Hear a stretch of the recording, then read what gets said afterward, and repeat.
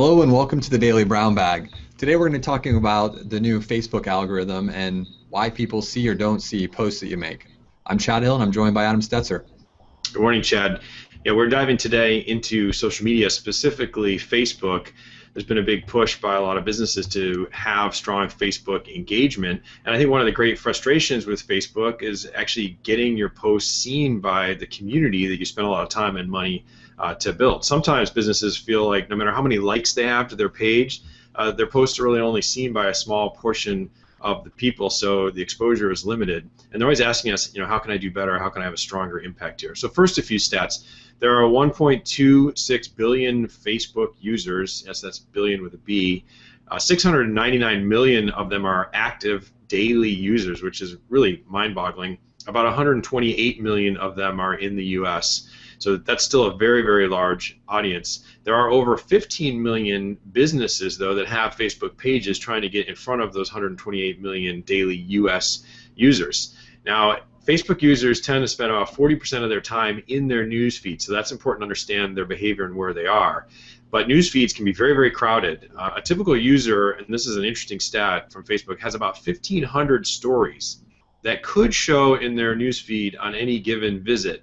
But usually only about 300 of them show up. So I think the discussion point here for companies trying to gain exposure is, how is Facebook deciding which 300 of the 1,500 possible pieces of content in the newsfeed to show the user? There's obviously an algorithm here. What are some of the things you should be doing as an advertiser to make your outreach stronger and be found? Yeah, that's a great question, and it definitely is a confusing one as you start to think about this, and we're going to walk through some of the factors that go into what's shown and what's not. But first of all, this is sort of a mind-boggling stat. The research we had showed that Facebook says there's over 100,000 different factors that go into the algorithm that determines what shows in your news feed. So that's a lot of stuff, but here are the most important ones. The first one is the user's relationship with your page. So the more interaction that they've had with your page, the more likely they are to show up in your feed.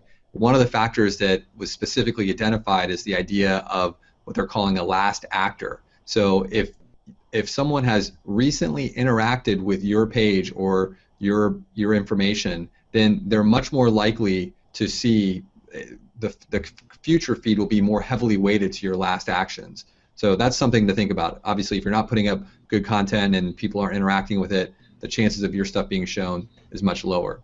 The second one is really type of post. So what we've seen is that things like image posts get a 40% higher interaction rate than a simple text post or status update that's text only. So making sure you're putting your best foot forward. Again, people love images. Those tend to get more interaction. But it is important to say that if people are interacting more with another kind of format that you're putting up, so if your text messages are just super, or your text posts are just super great and you're getting more interaction there, then that's actually going to be what ends up showing up. So what are people interacting with?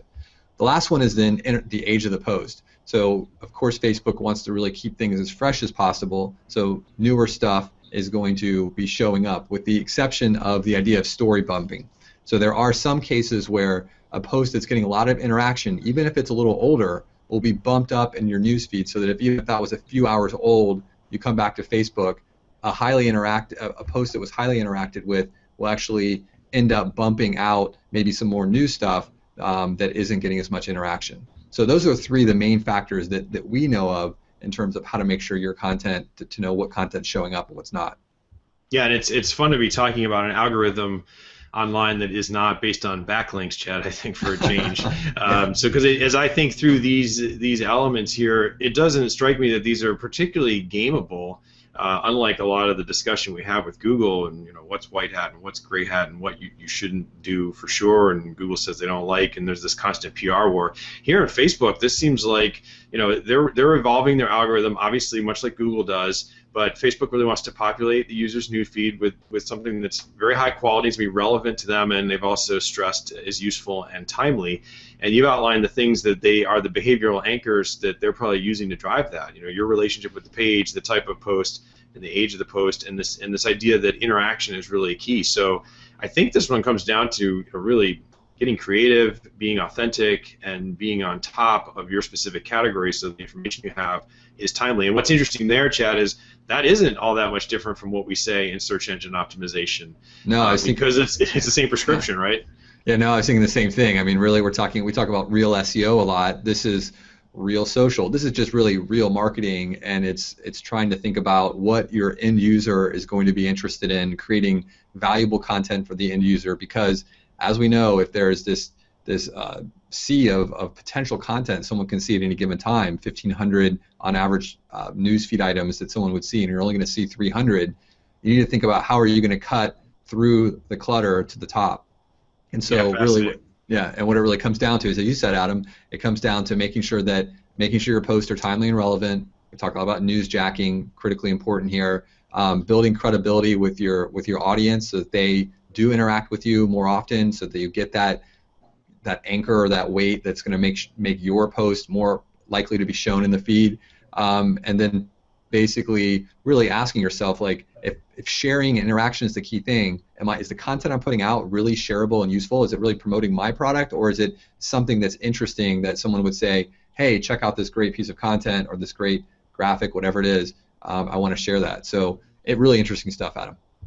Yeah, we see a lot of commonalities here with content marketing, which we talk about all the time as important in search engine optimization. Here we see gaining ground in Facebook, more a matter of real marketing, real PR, engaging, being creative, and spreading something of value. So we'd like to hear your thoughts. Have you been particularly successful on Facebook, particularly promoting a business page? Our internet marketers are always interested in that. Share a story with us, and we'll put a comment back. And we also would very much appreciate it if you subscribe to our video series.